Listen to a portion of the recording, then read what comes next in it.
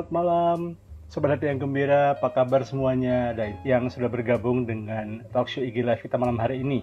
Dan kembali kita akan ngobrol-ngobrol bersama dengan eksekutif muda.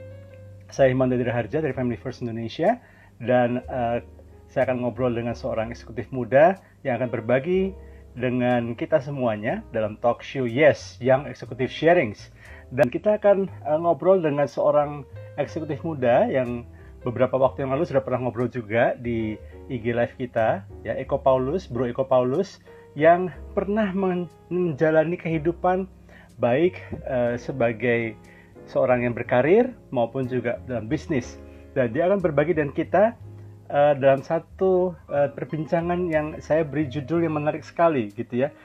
Rajin dan cerdik, baik dalam karir maupun dalam bisnis. Mana yang lebih penting sih? Kita harus kerja rajin atau kita harus kerja dan cerdik? Kapan kita harus rajin? Kapan kita harus cerdik? Dalam bisnis, dalam karir, sama nggak sih? Segudang pertanyaan saya rasa akan bisa terjawab kalau kita akan ngobrol dengan Bro Eko Paulus. Dan saya langsung, tanpa memperpanjang waktu lagi, saya akan langsung undang Bro Eko Paulus yang sudah bergabung bersama-sama kita pada malam hari ini. Malam Bro Eko. Halo, Pak Im. Apa kabar Bro Eko? Gimana kabar? Baik, iya. baik. Baik ya. Oh, ini posisi kameranya saya naikkan sedikit supaya tidak terlalu rendah. Nah, oke. Oops, that's much better. Oke. Ya, you look great Bro Eko. Iya nih, makin subur Pak Im. Naik 5 kilo. Wah, kalau soal makin subur ini, kita punya problem yang sama seperti karena praktis kita nggak banyak pergerakan, nggak bisa kemana-mana juga dengan PSBB ketat yang diperpanjang belum lama ini, sehingga sudah pastilah ya. Iya, tapi Bro Eko sehat semua ya, dengan keluarga juga ya? Amin, amin. Sehat, Pak Im. Iya. Oke, Bro Eko, ini tadi saya sempat ngobrol, menjelaskan ke viewers kita, Sobat Hati yang Gembira, bagaimana Bro Eko, saya mau review sedikit ya untuk merefresh memori daripada rekan-rekan kita Sobat Hati yang Gembira, bagaimana Bro Eko dulu dalam usia yang relatif muda ya, lulus kuliah karena mengikuti sebuah kompetisi, kemudian bisa mendapatkan satu posisi yang relatif sangat baik di sebuah consumer products, dan kemudian dalam waktu yang relatif singkat sampai di posisi senior level yang cukup mapan sebetulnya. Dan kemudian Bro Eko dengan kesadaran penuh waktu itu menantang diri sendiri, kemudian masuk ke dalam dunia bisnis yang sampai hari ini masih ditekuni. Itu kurang lebihnya gitu ya reviewnya. Itu kenapa saya kira memang Bro Eko orang yang paling tepat untuk saya ajak ngobrol tentang topik kita malam hari ini, rajin atau cerdas gitu ya. Nah, tapi sebelum saya nanya soal itu Bro Eko sendiri boleh share nggak mana yang lebih menyenangkan atau mana yang lebih challenging buat Bro Eko? Apakah karir atau bisnis, Bro Eko? Kalau ditanya berkarir sama berbisnis, sebenarnya sih dua-duanya happy, Pak Im. Jadi dua-duanya punya tantangan yang berbeda ya. Jadi menurut saya tuh kalau orang tanya ke saya, kok enakan berbisnis apa enakan berkarir? Bagi saya tuh itu pilihan sih. Jadi tiap orang pasti punya pilihan atau suka yang mana, karena kan semuanya itu berbeda antara bisnis sama berkarir ya. Kayak misalnya contoh saya nggak usah jauh-jauh gitu. Kalau berkarir kan kita pasti terima gaji, kita terima sesuatu benefit dari company gitu loh. Dan relatif biasanya lebih aman atau lebih stabil. Sedangkan kalau bisnis kan ya kita ngambilnya dari profit. Ya oke lah ada gaji, cuman gajinya kan dari profit ya. Terus tidak ada yang bisa bilang itu ada kepastiannya. Juga resiko gitu. Kalau resiko dibilang kan ya, kalau berkarir ya resikonya mungkin ya dipecat atau mungkin dipindahin gitu. Tapi kan kalau kita bisnis tuh beda gitu loh. Ya company bisa sampai tutup kan kasarannya. Jadi menurut saya sih dua-duanya itu pilihan sih investor. Jadi kayak misalnya contoh itu bicara juga tentang timing ya. Jadi kayak misalkan saya ditanya kenapa kok mulai berbisnis nggak lanjutin berkarir lagi tempat lain. Anyway saya cuma berkarir di satu company. Jadi the first and the last company buat saya. Kemudian saya jamin langsung berbisnis. Jadi waktu itu mikirnya, ya bagi saya ini timingnya udah tepat, saya harus mulai gitu loh. Saya harus mulai untuk berbisnis. Dan visi hidup saya juga pengennya, coba deh belajar dari bisnis gitu loh. Jadi kalau ditanya, itu pilihan sih. Saya nggak bisa bilang bahwa, berkarir lebih baik atau berbisnis lebih baik. Itu tergantung pilihan hidup mau yang mana sih kasarannya. Itu sih Pak. Ya, nah Sobat Hati yang Gembira sendiri juga boleh ya komen di kolom komen. Kalau buat Sobat Hati yang Gembira sendiri mana lebih prefer mau berbisnis atau berkarir? Kalau menurut Bro Eko tadi ini masalah pilihan ya, karena masing-masing punya daya tariknya sendiri-sendiri. Nah tadi Bro Eko sudah menyebutkan juga kalau dalam berkarir ya lebih mapan, dia fasilitas sudah lebih lengkap lah. Paling banter risikonya apa sih? Dipindahin, kalau nggak perform diterminasi gitu ya. Tapi kalau bisnis itu kita mikirnya panjang tuh. Ada salah satu narsum kita juga, Bro Lius, yang juga tadi saya lihat kayaknya juga ngikutin juga talkshow malam hari ini. Dia malah mengatakan bahwa dalam bisnis itu lebih rumit karena bukan hanya staff kita yang kita pikirin, tapi juga keluarganya dari staff juga mesti kita pikirin gitu ya. Sehingga masing-masing punya daya tariknya sendiri-sendiri. Nah, kalau Bro Eko mungkin waktu Bro Eko berkarir gitu ya, ada nggak tantangan-tantangan waktu itu Bro Eko harus hadapi, atau mungkin tantangan yang general ya, nggak hanya yang Bro Eko hadapi, tapi juga mungkin rata-rata dihadapi orang berkarir. Apa tantangannya Bro Eko? Kalau saya mungkin ambil angle-nya gini ya, kalau berkarir menurut saya ambil 2 poin aja karena tiap orang pasti punya tantangan dalam berkarir gitu ya. So, poin pertama menurut saya adalah tentang kepentingan gitu loh. Jadi ketika kita berkarir, kita harus mikirinnya adalah kepentingan company itu adalah number one. Jadi, apa yang kita harus tahu dalam berkarir itu ya, kepentingan company ini harus apa gitu loh. Tapi problemnya adalah, kadang kepentingan company sama kepentingan pribadi, atau kepentingan divisi gitu ya, tim lah gitu, segala macam, itu biasanya berbeda tuh. That's why pasti itu akan jadi conflict of interest yang banyak banget. Misalkan kayak, kalau saya mikirin company harusnya jalannya ke A nih, tapi bos saya, divisi saya, atau saya pribadi pengennya ke B. Itu bakal susah banget. Menurut saya itu tantangan yang menurut saya itu nggak gampang ya, karena itu berbeda kan, itu bicara ego, bicara visi misi segala macam gitu. Terus yang kedua menurut saya adalah karakter orang gitu loh. Jadi kita kan berinteraksi banyak ya, nggak cuma kita kerja sendiri gitu loh. Pasti kita kerja sama bos kita, atasan kita, peer kita, sesama kita, atau kita kalau punya tim gitu loh. Nah, yang paling susah menurut saya karakter orang, karena berbeda-beda kan sifat orang, cara kerja orang, pola pikir orang. Dan saya punya prinsip kayak gini, ketika kita berkarir gitu ya, saya ngeliat banyak orang tuh ngatain company-nya sendiri gitu. Misalnya contoh, company saya seperti ini, perusahaan saya seperti ini. Bagi saya itu adalah hal yang paling salah menurut saya. Ketika kita berkarir dalam satu company, ya kita harus ikutin aturan keretanya, gerbongnya. Kalau company ngomong A, ya kita harus A dong. Jadi saya punya prinsip bahwa ketika kita berkarir, nggak boleh tuh meludah ya, atau meludah di ceruk kita yang kita makan gitu loh. Jadi kalau memang company tidak sevisi lagi sama hidup kita, ya harus move gitu loh. Jangan sampai udah di sana jadi benalu, jadi parasit, terus jadinya ngerusak semua. Itu bagi saya tuh nggak fair terhadap company yang ngegaji kita. Jadi menurut saya kalau ditanya tantangan, Fahim, ya menurut saya itu satu adalah visi atau kepentingan pribadi atau company. Yang kedua adalah ya karakter orang gitu, karena kan nggak gampang ya. Bahkan saya dengar 70% orang resign itu kan karena bos ya. Ya, which is itu mungkin benar ya, kayak itu loh. Jadi kan itu tantangan lah berhadapan sama orang. Nah, ini ada 2 pertanyaan sebetulnya dari viewers kita ya. Yang saya kutip yang pertama dulu ya. Di saat yang bersamaan ini dia lagi berkarir, tapi dia juga mulai berbisnis. Tapi ketika bisnisnya mulai jalan, dia kayak takut lepas karir. Mesti gimana nih Bro Eko ini? Balik lagi ya, kalau menurut saya itu pilihan gitu loh. Jadi memang best case gitu ya. Kalau misalkan nih, ada tanggungan segala macam, kayaknya lebih baik dapat yang stabil dulu deh. Nanti kalau berbisnis itu nanti udah lumayan oke, baru keluar. Nah, menurut saya itu pemahaman yang pilihan ya, balik ya. Karena bagi saya bisnis itu nggak pernah ada yang pasti. Bisa naik, bisa turun. Kayak COVID lah. COVID juga kita nggak ada yang tahu ya. Jadi itu bagi saya bicara tentang mental gitu loh. Waktu saya keluar dari berkarir terus berbisnis, waktu itu memang tipe orang ya. Saya orangnya nggak bisa jalanin itu dua hal. Karena bagi saya kalau ngejalanin 2 hal itu nanti average. 50-50 lah. Atau nanti ada salah satu yang mungkin nggak bisa maksimal gitu. That's why saya pilih, saya ngobrol sama istri, ya gimana, bisnis apa berkarir. Jadi waktu itu saya pilih, saya harus berbisnis aja, saya nggak bisa 2 kaki. Tapi kalau ditanya, kok pilihan kamu terbaik? Enggak juga, karena resikonya jauh lebih besar. Jadi kalau tadi ada yang nanya, boleh nggak berbisnis? Itu bagus banget kalau memang bisa jalan. Itu kan pilihan ya. Atau bisa berjalanan beriringan. Jadi semua tergantung pilihan sih, Fahim. Oh, oke. Wow. Ini menarik sekali ya. Jadi tadi satu nilai yang saya setuju banget dengan Bro Eko gitu. Kita nggak mungkin menjalankan dua-duanya karena kan jadi average gitu. Padahal kita capek, kita lelah, stresnya juga jadi double gitu ya.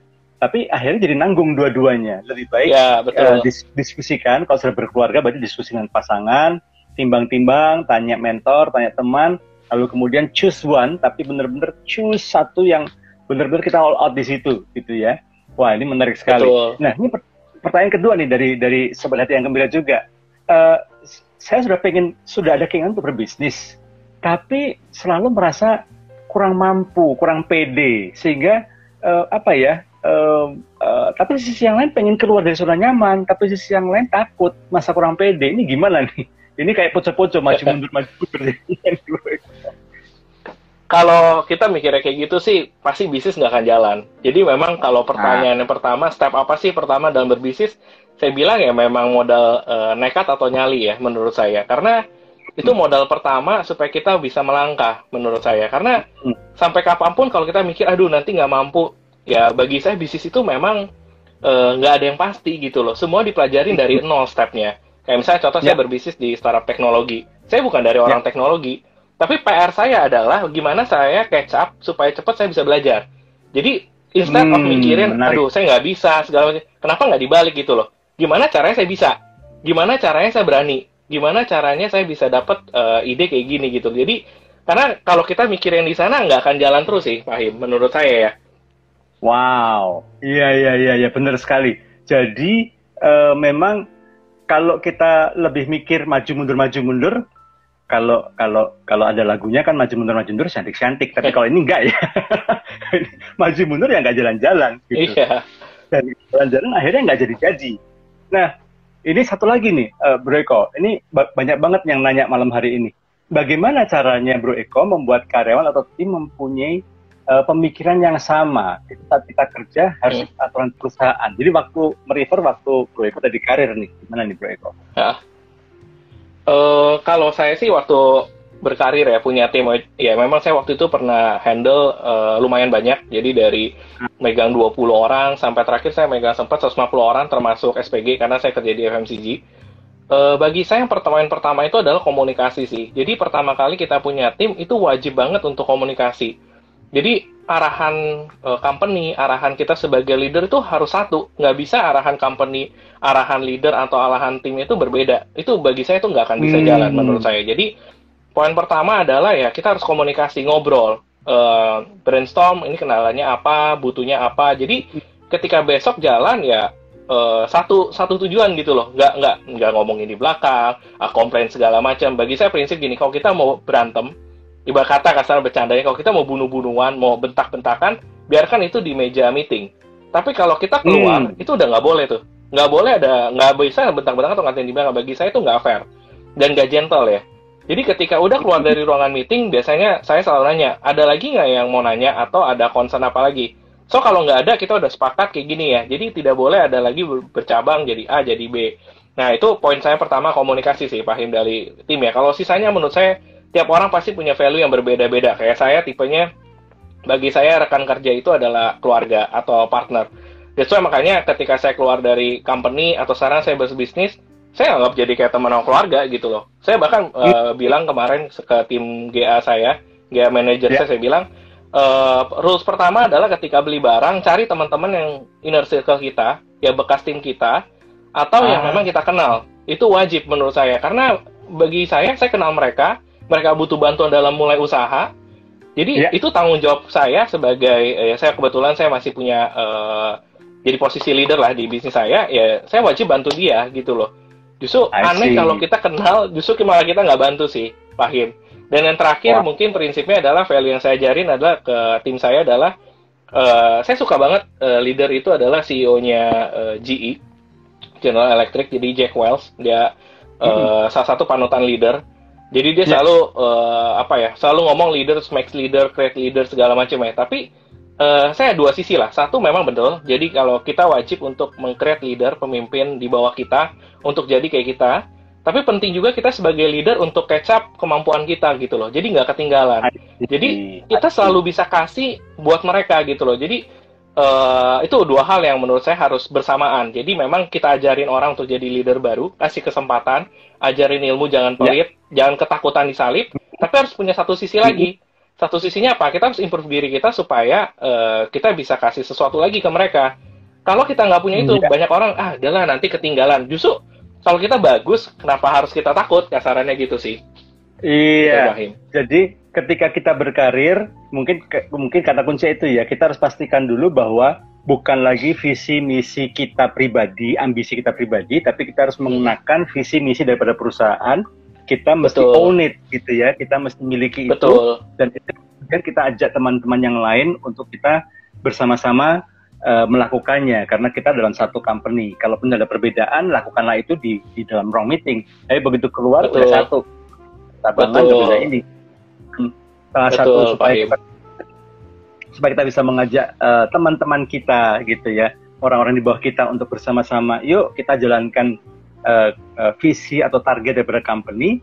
Ya dengan kita pun juga memberikan adding value ke mereka gitu. Ketika kita melatih mereka, kita menganggap mereka sebagai tidak hanya sekedar teman tapi sebagai keluarga, maka dengan sendirinya mereka bukan takut ya, tapi lebih ke respect, dan kemudian juga jadi mau ngikutin kita ya, supaya kita bisa sejalan nih dengan company. Wah, keren banget. Nah, Bro Eko, sesuai dengan judul kita, pertanyaannya, mana yang lebih penting, rajin atau cerdik? Kalau dalam karir nih Bro Eko, menurut Bro Eko mana yang lebih penting ini? Kalau menurut saya dua-duanya penting. Kalau ditanya rajin sama cerdik, bagi saya pribadi ya, rajin itu udah pasti mutlak. Menurut saya, rajin itu tidak bisa ditolerir. Karena apa? Rajin itu nggak butuh modal, nggak perlu pengetahuan sampai gimana. Yang penting niat bagi saya. Jadi kalau ditanya orang rajin itu ya karena sudah sewajarnya orang itu rajin. Karena semua orang bisa rajin ya? Bisa. Tapi pertanyaan semua orang mau jadi rajin nggak? Belum tentu. Banyak orang memilih pilihan yang lain gitu loh menurut. Jadi menurut saya sesuatu hal-hal kecil yang gratis, orang nggak mau lakuin bagi saya aneh. Karena banyak orang mikir, saya pengen banget jadi manajer, saya pengen banget jadi GM, saya mau jadi CEO, segala macam saat muda lah, segala macam. Tapi disuruh rajin aja nggak mau. Jadi hal fondasi dasar itu bagi saya tuh rajin menurut saya, karena gampang gitu loh. Kalau masalah cerdik, nah itu memang berkata itu butuh knowledge, butuh ilmu, butuh jam terbang, butuh effort. Jadi memang itu butuh belajar lah kasarannya. Kalau ditanya impact-nya apa Fahim ya? Kalau rajin tuh menurut saya di berkarir itu bicara tentang operasional. So kalau kita rajin ngelakuin hal-hal yang operasional, administrasi, reporting, itu ya mungkin jadi lebih cepat, lebih efisien. Lebih cepat dan mungkin lebih banyak. Tapi kalau cerdik itu hasil outputnya adalah lebih efisien, lebih efektif. Jadi kalau orang ngerjain 10 kerjaan dalam waktu sejam, tapi kalau dia cerdik, dia bisa ngerjain 10 pekerjaan dalam waktu setengah jam. Tapi itu pasti butuh ilmu, butuh belajar, butuh jam terbang. Jadi kalau ditanya, ya dua-duanya sama-sama penting. Cuma bedanya rajin itu udah pasti mutlak, cerdik itu butuh effort lah belajar. Kalau rajin kan nggak perlu effort lah, Fahim. Iya. Nah, perlu nggak seseorang memang dengan kata lain berarti memang setiap orang yang berkarir perlu punya dua sikap atau dua nilai ini ya, rajin dan cerdik. Nah, dalam hal apa saja seseorang perlu bersikap rajin, dan sebaliknya dalam hal apa saja seseorang perlu bersikap cerdik nih Bro Eko, dalam karir ya. Kita masih ngomong dalam karir dulu nih. Ya. Oke. Kalau misalnya berkarir ya sama kayak misalkan contoh kalau rajin ya. Misalkan contoh gini. Biasanya kalau saya istirahat gitu, saya benar-benar on time gitu loh. Jadi kalau saya pergi jam 12, saya pulang jam 1. Bahkan kalau bisa saya extra miles untuk setengah 1 saya udah standby di kantor misalnya kayak gitu. Dan sama pekerjaan itu biasanya instead of saya ngobrol, saya lebih baik ngerjain kerjaan. Sisanya saya belajar. Nah, biasanya saya bagi waktu kayak gitu, Fahim. Jadi, mana hal-hal yang harus dilakukan dengan rajin supaya lebih cepat, lebih banyak kerjaannya. Sisa waktunya, saya pakai dengan cerdik untuk belajar hal-hal yang mana harus efisien, mana-mana yang harus efektif. Nah, masalahnya banyak orang adalah kerjaannya nggak bisa bagi waktu, segala macam. At the end of the day adalah, saya nggak punya waktu, saya nggak punya ini. Bagi saya itu excuse sih. Gitu loh. Jadi, kalau ditanya, Fahim, kalau dalam berkarir, dua-duanya penting, tinggal gimana cara ngaturnya supaya oke kasarannya gitu. Karena kan kalau kita kerjain kan ada ilmunya ya, mana yang penting, mana yang urgent, mana yang important. Yang kita harus kerjain adalah yang urgent, yang important. Nah, itu kan harus dipilih-pilih kan kasarannya. Oh, kalau yang important belum tentu urgent, atau sebaliknya gitu loh, Fahim.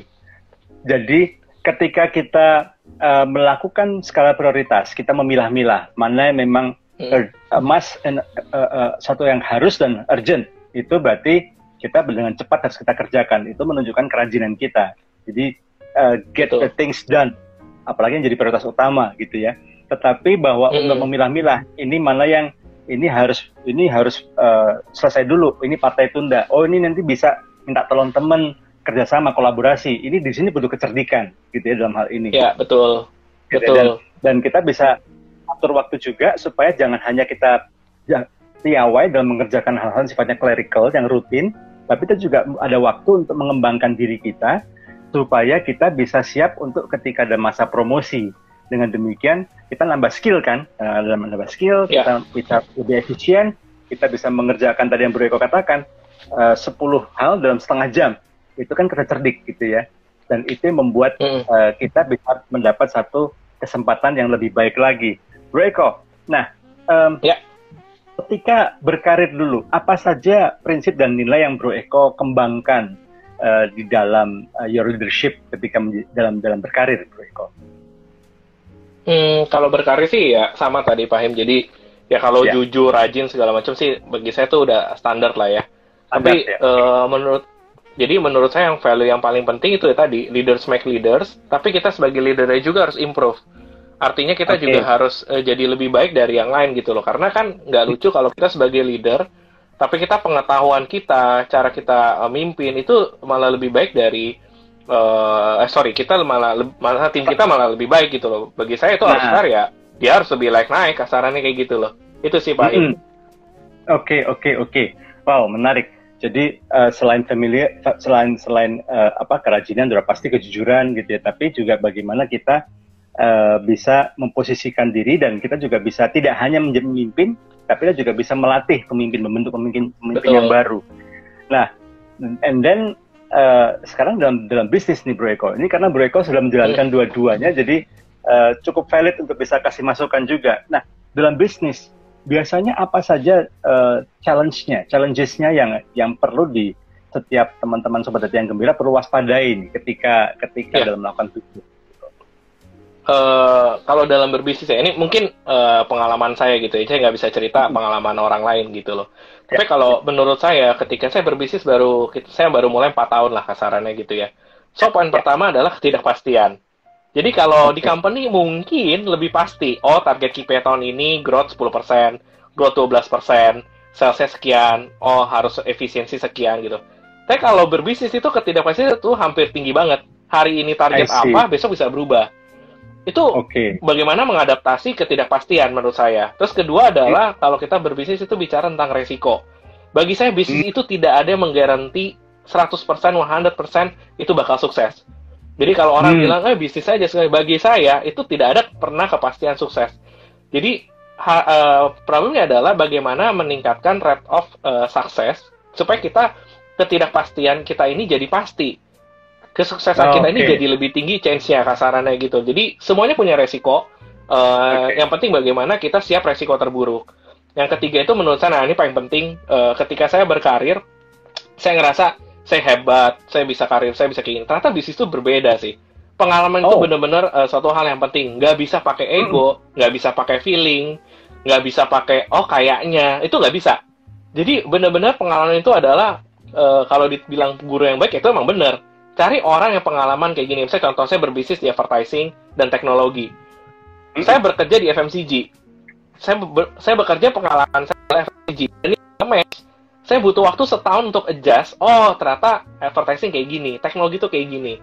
Jadi saya adaptasi. Jadi bagi saya pengalaman itu penting. Jadi kalau misalkan contoh ikut sharing, ngobrol sama orang, itu harus tanya, kalau kamu bisnis, kegagalan kamu pertama apa sih? Justru jangan tanya, kamu enak ya, udah sukses, dapat kayak gini, udah bisa ngeliat mungkin income-nya kayak gini, udah bisa beli ini, asetnya nambah, segala macam. Itu bagi saya, itu pasti hasil buah akhirnya. Tapi nggak ditanya, kamu kalau waktu susahnya kenapa? Terus waktu kamu ngelakuin itu, solusi kamu gimana? Kayak gitu-gitu. Itu menurut saya itu paling penting. Jadi kalau nanti kayak begini tuh solusi kayak gini ya. Jadi sebelum kejadian kita udah preventif gitu loh kasaran. Banyak orang lihatnya apa? Hasilnya dulu. Ini kelihatan gede dulu. Ya menurut saya itu hal yang salah sih. I see. Nah, tadi ada dua penanya nih yang saya mau brought up juga. Kebetulan saya mau tanyakan juga hal yang sama. Ini kayaknya beberapa sobat hati yang gembira ini bisa baca pikiran saya. Jadi gini, gimana caranya memantapkan mental? Ya, tadi ada nyamber gitu langsung. Nah itu dia tuh, gimana caranya memantapkan mental untuk kita benar-benar secure, confident untuk melangkah berbisnis gitu.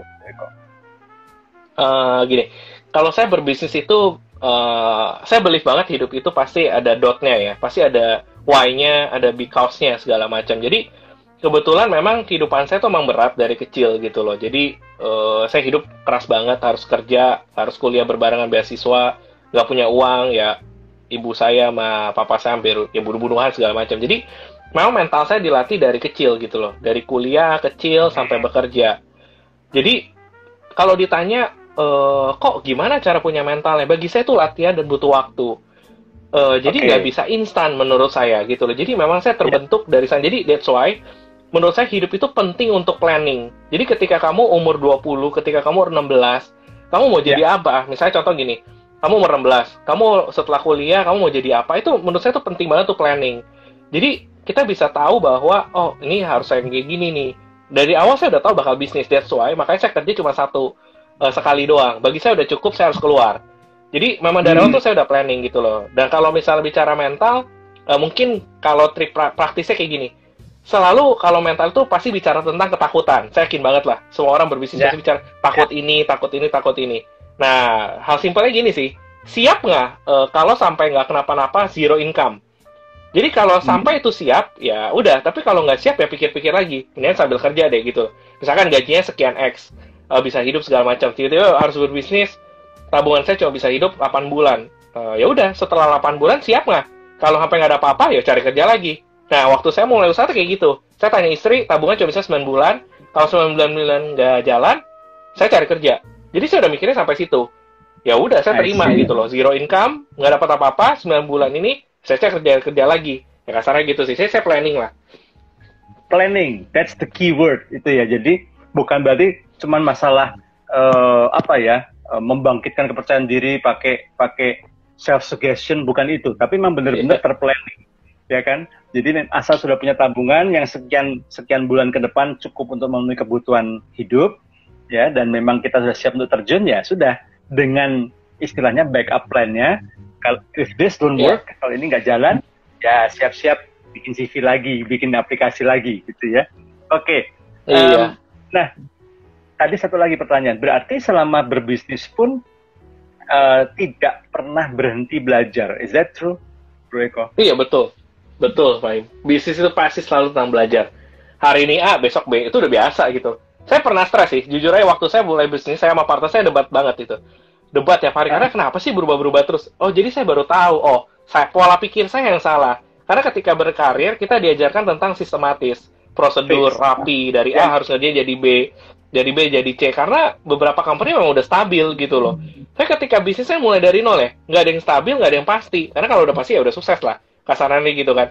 Jadi adaptasi itu penting sih, Fahim. Jadi ya udah biasa lah belajar di hari ini A, besok B ya udah. Justru aneh kalau hari ini B, besok nggak jadi C atau tetap B. Nggak tahu ya, kalau saya sih sekarang ngerasa ganjil sih. Pilihannya jadi B, jadi B plus gitu loh. Di-improve terus lah kasarannya. Ada improvementnya ya. Wow, thank you Bro Eko. Nah, oke, balik lagi nih dalam bisnis, di antara rajin dan cerdik. Apakah memang sama juga seperti di karir, dua-duanya diperlukan atau gimana Bro Eko? Jawaban saya sama. Rajin itu udah pasti mutlak. Jadi tidak ada tawar-menawar. Makanya saya suka banget peribahasa bangun pagi, kalau nggak bangun pagi berkat sama profit itu dimakan sama dipatok ayam ya. Bagi saya itu benar gitu loh. Karena cuma perbedaannya gini, kalau berbisnis itu resikonya besar sekali. Kompetitornya juga beda. Misalkan contoh gini, kalau kita berkarir, bekerja, biasanya kompetitor kita itu adalah ya teman sedivisi lah, rekan kerja kita lah, ya 1, 2, 5, 10 gitu loh. Tapi kalau udah bisnis tuh luas banget gitu loh. Udah bicaranya company A, ratusan company, ratusan owner, itu kan udah susah banget, tuh udah berbeda banget gitu loh. Belum, makanya salah satu bagi saya problemnya di Indonesia juga adalah masalah tentang global gitu loh. Jadi kita berbicara persaingan antar Indonesia aja, sesama orang Indonesia itu udah takut duluan. Ini belum bicara kita bersaing dengan luar ya, maksudnya China, US, India, Singapura segala macam gitu. Jadi globalisasi itu penting, makanya that's why tadi Pak Him bilang itu belajar emang benar. Terus yang kedua adalah masalah cerdik. Nah cerdik itu ya memang udah lebih kompleks lagi gitu loh. Karena gini, rajin aja tuh udah nggak bisa. Karena semua orang udah rajin gitu loh menurut saya. Karena kalau kita nggak rajin, semua orang rajin ya udah pasti kalah kan. Tapi cerdik itu, nah, belum bicara cerdik lagi. Nah cerdik itu udah lebih susah lagi. Karena udah bicara tentang strategi kan. Tentang ini gimana jalannya, si A ngomong ini, si B ngelakuin ini kayak gini gimana ya gitu loh. Belum networking segala macam segala. Jadi menurut saya tantangannya memang jauh lebih susah. Jadi bagi saya kalau ditanya ya sebanding lah ya, high risk high return gitu loh. Jadi resikonya tinggi sekali, tapi kalau berhasil ya returnnya juga tinggi, kasarannya gitu sih, Fahim. Bisnis ya. Dalam hal apa dalam bisnis kita perlu bersikap cerdik ini, Bro Eko? Dalam hal apa saja nih kita perlu menggunakan kecerdikan kita dalam bisnis? Bagi saya semua lini harus cerdik. Karena berbisnis itu berbeda dengan berkarir. Kalau berkarir KPI kita cuma simple. Oh ya udahlah, sales saya segini. Jadi bisa contoh saya ambil simple karena saya orang sales ya. Orang sales cuma mikirin apa sales doang. Nggak pernah berpikir margin, nggak pernah berpikir operasional, tidak berpikir marketing, tidak berpikir tentang HR. Itu di karir karena kita diajarkan ya KPI kita 1-2, divisinya cuma 1, fokus gitu loh. Tapi kalau berbisnis kan nggak bisa. Yang kita pikirin banyak. Yang kita pikirin ada finance, ada profit, ada orang, ada tentang misalnya kalau di pabrik ada bahan baku, beli barang nyarinya di mana, segala macam gitu loh kasarannya. Jadi itu hal yang cerdik itu di semua lini itu perlu. Bagaimana efisiensi semua, efektifin semua. Ya kalau enggak ya kalah sama yang lain. Intinya kayak gitu, Pak Him. Termasuk kita juga perlu mengukur diri kita sendiri dalam hal apa kita unggul. Di situ mungkin kita lebih kedepankan hal-hal yang kita unggul di situ. Sementara hal-hal yang kita mungkin masih lemah, kita yang belum kuat banget, mungkin kita improve dulu sambil jalan. Tapi kita lebih banyak fokus ke hal-hal kekuatan kita. Itu juga termasuk bagian dari kecerdikan dalam berbisnis gitu ya. Betul, Fahim. Iya, kecerdikan dalam melihat peluang, itu juga termasuk bagian kecerdikan juga ya. Oh iya, semuanya Fahim. Melihat peluang, efisiensi, nyari orang, ngobrol sama orang, kenalan ngelobi orang, wah itu semua harus cerdik lah. Karena kalau nggak cerdik ya, kalau sama orang yang cerdik jadinya kan. Iya. Jadi koneksi saja nggak cukup, kalau udah begini koneksi saja nggak cukup. Mungkin koneksi bisa sedikit banyak membantu kita menemukan pintu-pintu supaya kita bisa buka pintu peluang gitu ya. Tapi untuk kita bisa benar-benar masuk ke pintu itu dan mendapatkan apa di balik pintu itu tetap butuh kecerdikan dan kerajinan dari kita gitu, Bro Eko ya. Wah, betul, mantap.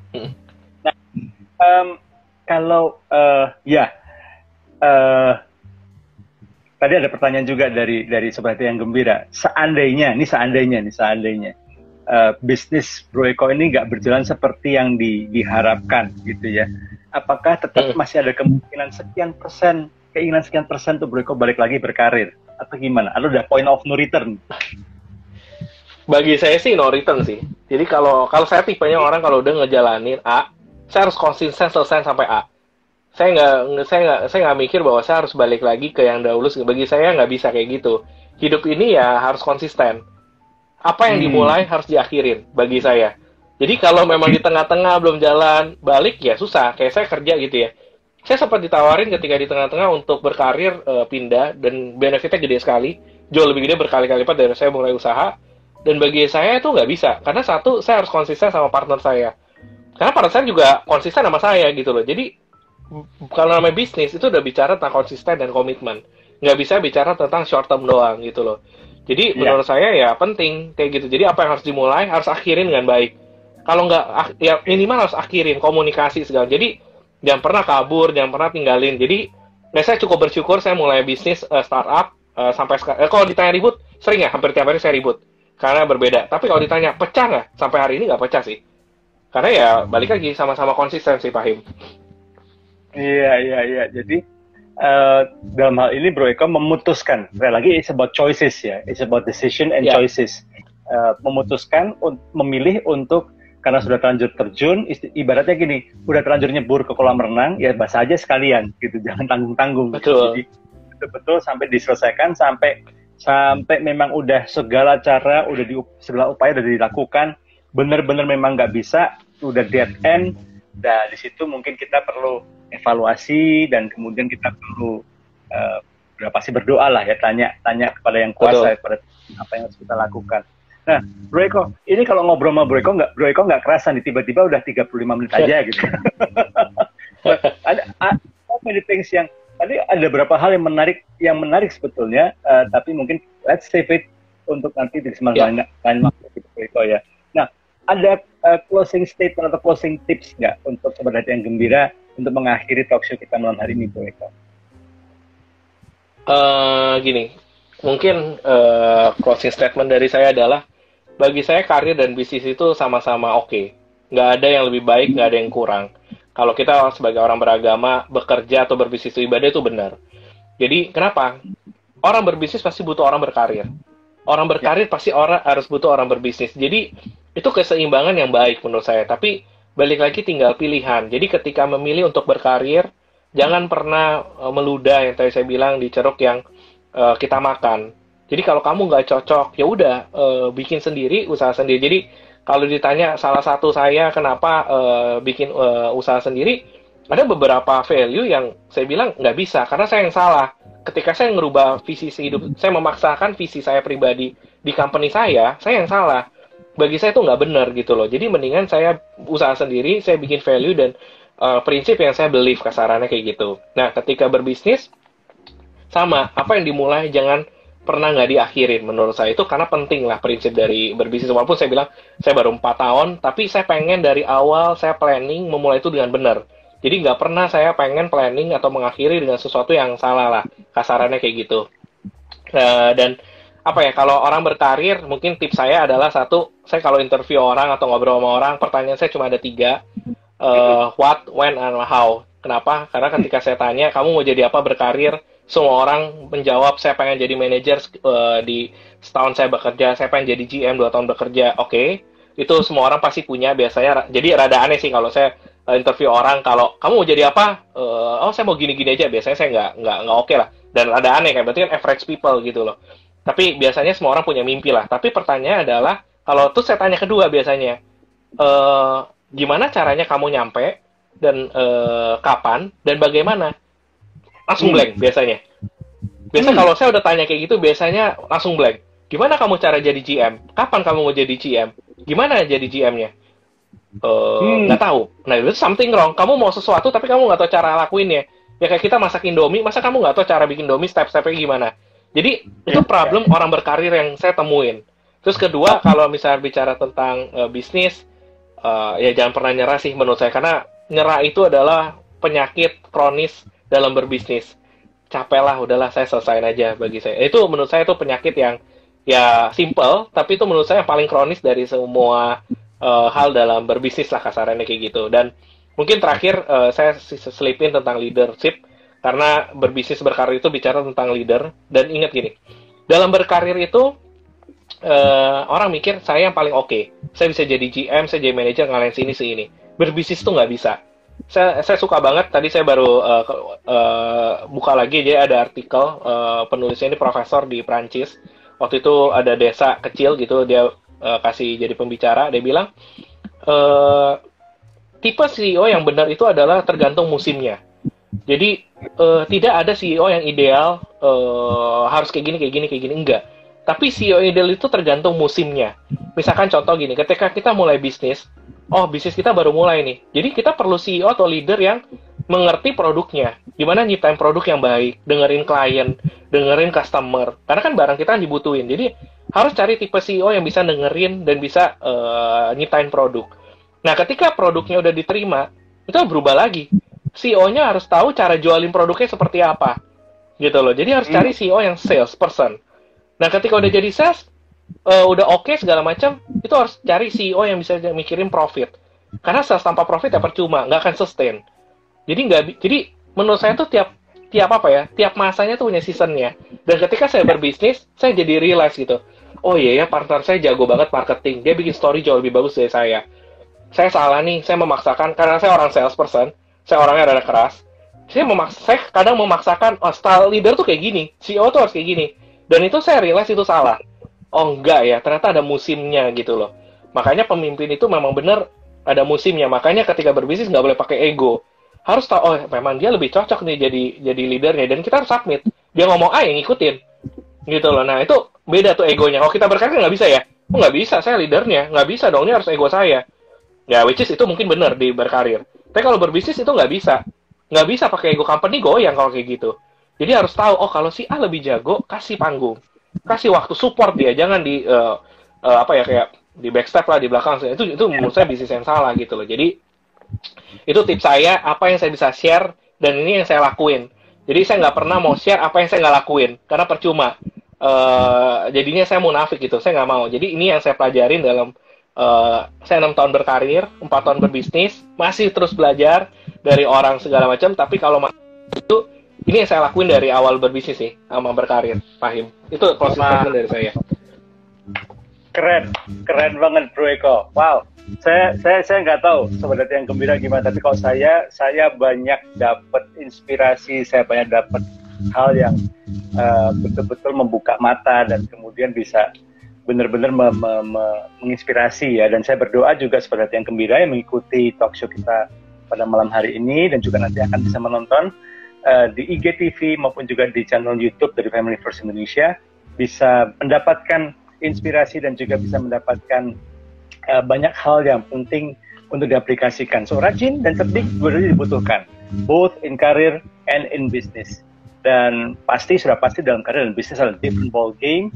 Tapi yang penting adalah bagaimana kita memutuskannya. Kemudian yang kedua, setelah kita putuskan, kita harus all out betul-betul, continuous learning, terus belajar, dan kemudian kita kembangkan nilai-nilai. Ketika kita berkarir, ya kita pastikan utamakan kepentingan dan value daripada perusahaan. Tapi dalam berbisnis, kita bisa mengembangkan sendiri, tapi tetap kita mesti perlakukan tim kita as a family, more than just friends, tapi as a family. Karena ketika kita maju bersama-sama, kita bisa sukacita sama-sama, dan ketika ada masalah kita hadapi sama-sama. Itulah indahnya di dalam berbisnis. So Bro Eko, thank you so much, and definitely tadi saya ada beberapa yang tolong ya dijadwal di pertemuan berikutnya. So, definitely kita akan ketemu lagi, kita akan atur waktu Bro Eko ya di kemudian hari. Thank you so much for your time. Ya. Thank you, Pak Him. Tetap dalam stay healthy, stay safe, dan salam buat keluarga semuanya. Dan Sobat Hati yang Gembira, sampai ketemu di lain kesempatan. Tuhan berkati semuanya. Bye-bye. Amin. Thank you.